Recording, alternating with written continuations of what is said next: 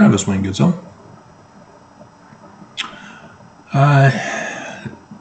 For the last couple of decades, at least, there's a story that goes around Christianity, and I had heard it at the pulpit of conference, I believe by a member of the 70 way back in the day, about the drowning man. I may have even heard it in seminary.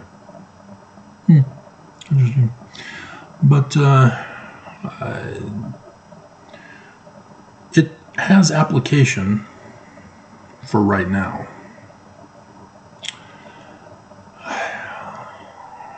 Not just from the literal interpretation with the floods that are occurring here in Utah. But as a kid, I remember sitting at the breakfast table as my dad was saying goodbye to head out to Rexburg, Idaho to begin cleanup after the Teton Dam broke. And so because of my experience with flooding, as I also have been a victim of it, there's more to the story that Christians are not telling. And so I will add to the story as I will read it for you.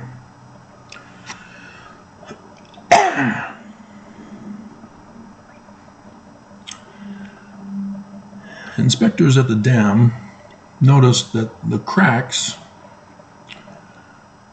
were cause for alarm,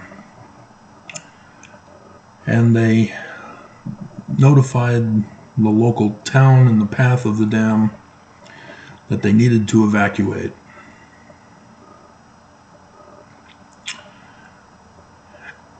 A fellow had such strong faith in God that he did not heed the warning. He believed that I am praying to God and He is going to save me.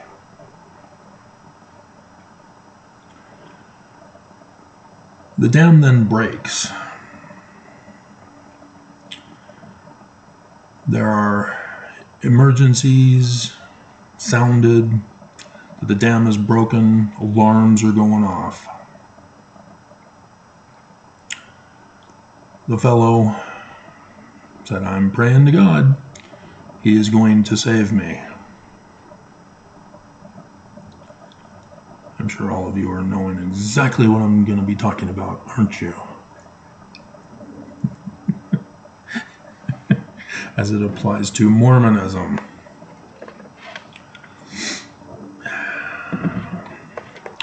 The floodwaters increase to the point where he is forced onto the roof of the house.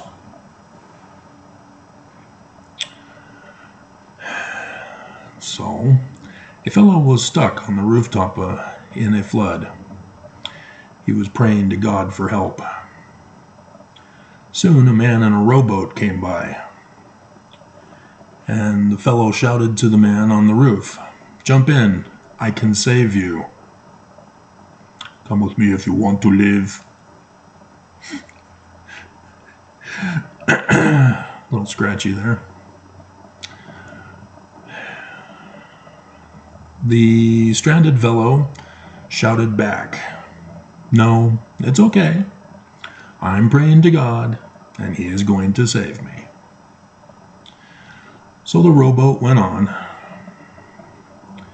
Then a motorboat came by. The fellow in the motorboat shouted, "Jump in, I can save you."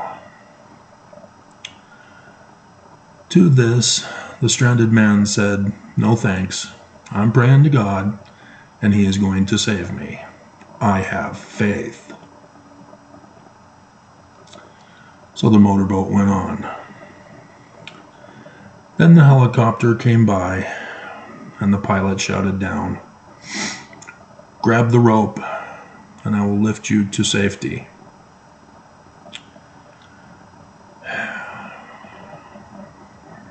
To this, the stranded man again replied, "No thanks. I'm praying to God, and He is going to save me." So the helicopter reluctantly flew away. This would not be the case if it were the National Guard, as they would have sent divers into the water to rescue him. But nonetheless, such is the story. Soon the water rose above the rooftop and the man drowned. It would have been nicer if the helicopter was treading water when the helicopter comes by. That would be more appropriate. So that the helicopter flies away, he drowns. And so he's in the afterlife. Get the afterlife correct here. Don't want no Christian afterlife, do we? Because we've all seen the South Park episode where the Mormons were correct. That was hilarious. Because that's not the Mormon. They're correct. What? He finally got his whole chance to discuss this whole situation with God. It's often Peter at the pearly gates, but this is the version that I had found. At which point he exclaimed,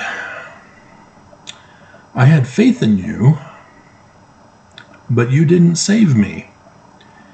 You let me drown. I don't understand why." This is what Mormons are waiting for. They're waiting to die so that they can get all the answers that they refuse to study and investigate. Been a Mormon my whole life. Dozens upon dozens of Mormons use this excuse. If it's essential to my eternal salvation, the prophet will speak it over the pulpit of conference, or when I die, I'll be told. It's a cop-out, but that's the excuse. So here you are, and you're asking, what happened? To this, God replied, "I sent you the notification of the inspectors. I sent you the notification of the alarm when the dam broke. Sent you the rowboat, sent you the motorboat, sent you the helicopter. What more did you expect?"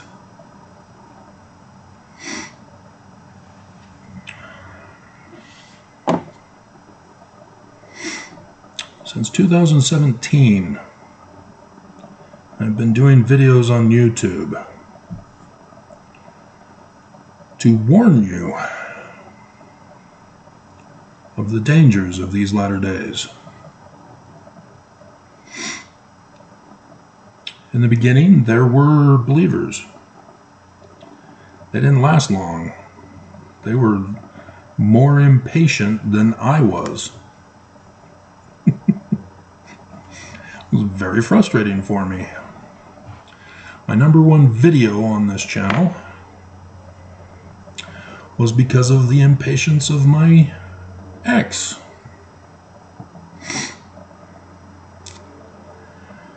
She wanted to know the date because she didn't want to walk.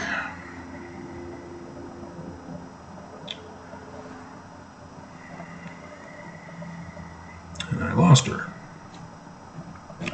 because of her unbelief. She turned back to Sodom and became a pillar of salt of the Great Salt Lake.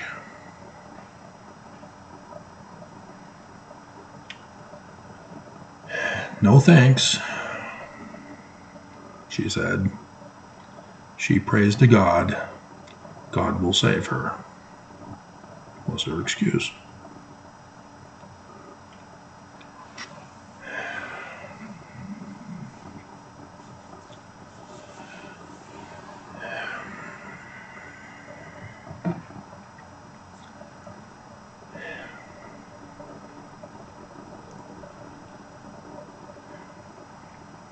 I don't fully grasp the stubbornness of people who refuse to believe the blatantly obvious merely because they feel ashamed for not having caught it,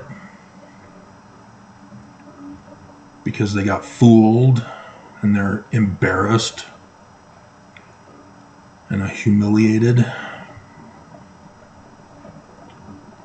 I don't understand why Mormons, when they hear the warning voice, seek to try to murder the messenger. See, if we were to alter the drowning man and give him an AK-47, helicopter comes by, asks you not, grab on, we'll save you. He pulls out his AK-47 and blows away the ship, or the helicopter. Do I need to delete that scene? 11:30. Tongue-tied profanity.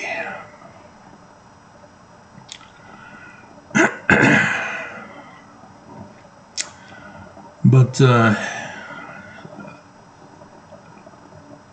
I understand that I am not a prophet of the Church of Jesus Christ of Latter-day Saints.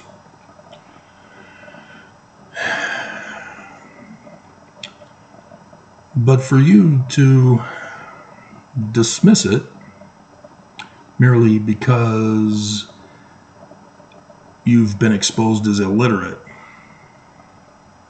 that you read, pondered, and prayed, and your spiritual witness feeling was based on an illiterate interpretation of the Book of Mormon. 1 Nephi, chapter 1, verse 2. In the learning of the Jews. And yet you've been going around saying Joseph Smith and the Book of Mormon are Christian, and that Jesus is the Christ. As you've been saying, no thanks, I'm praying to Jesus, and he will save me. And yeah, I know in Mormonism it's Father in the name of the Son. You did know that, right? Just making sure some bleep. See, I'm able to bleep that one. No tongue twister on that. Make a dumbass comment thinking that will disprove my whole case here so that he can go back to believing in Jesus and refusing to be saved.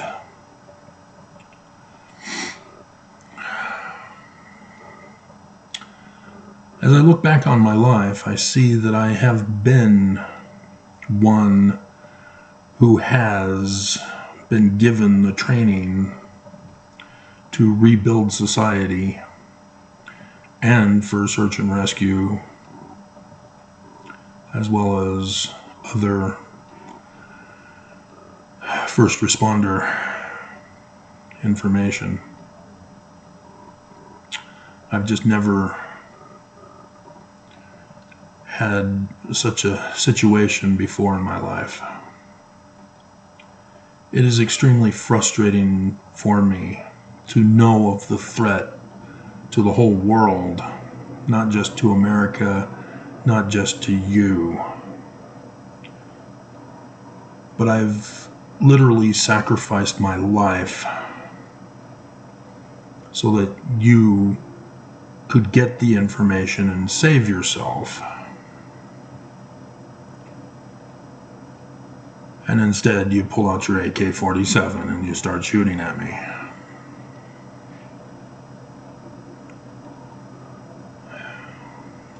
The threat is real. But you don't see it because of the 200 years that they've been working on this. Little by little, step by step. Here a little, there a little. Building up to it. And then escalating once Nelson took over. See, the church is setting up for their kingdom, as they've made sure that the government gets set up for destruction, that the world governments get set up for destruction. I've made all the connections for the church to this enemy. You hear little pieces here and there, maybe. I get financial documents. I get the architectural plans of their operation. And I've been warning you in videos as I learn about it. I still remember finding out the little black book of the secret combination in America that has been responsible for getting the Supreme Court justices who've been bribed, and the connection to those who have tried to overthrow our elections. Oaks specifically has that connection, but they have Mormons on the board as well.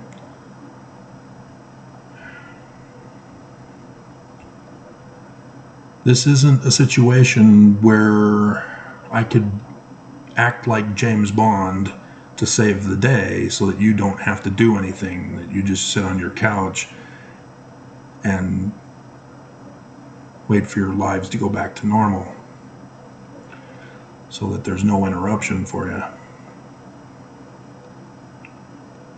It's not a situation where I can get a team of alpha leaders or Delta Squad or whatever title and do a surgical operation to take out the enemy so that you only hear about it in the news and never know that it was me. Because if you found out it was me, I'd have to kill you.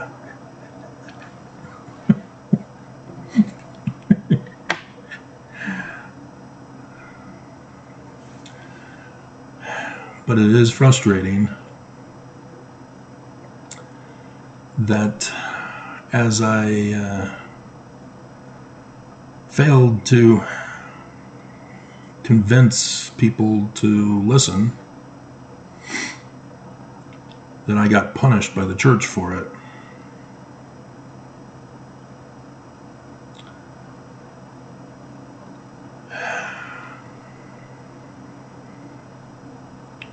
Church has been seeking to murder me.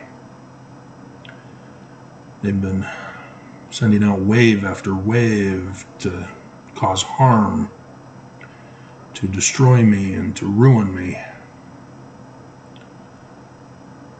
Because you're praying to God and He's going to save you. Who am I to tell you how to save yourself?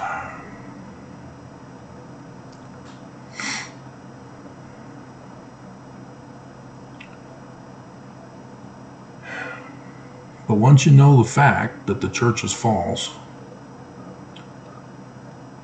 then the dominoes should start falling for you. You should now realize that when the prophets say something at conference, you should now understand it through a different viewpoint. that when they say that Jesus is coming, it's going to be great miracles, that it's not something to cheer for, it's something to fear.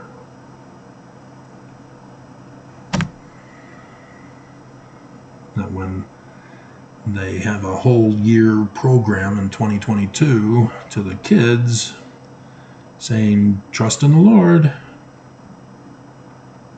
that you now fear because you've connected it to President Oaks and his talk about polygamy.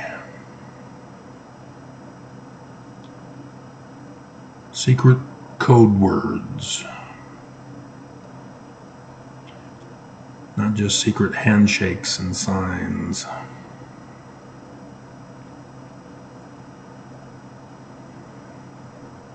They're all over the world. The dam is already broken.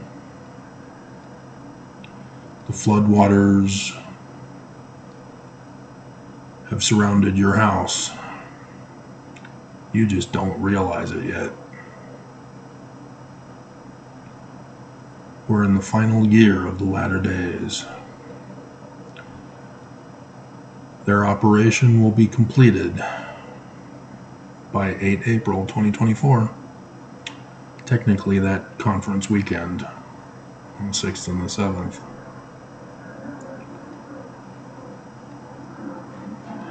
This is the bicentennial year of the day that shall burn as an oven, from Joseph Smith's second vision, which is an exact pattern match with Lehi's second vision in 1 Nephi chapter 1.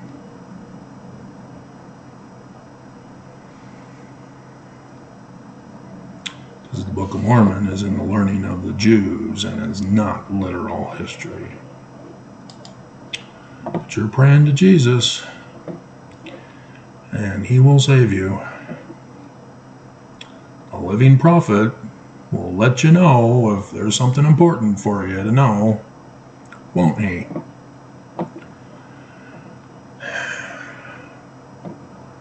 But when your life is destroyed and you are dead,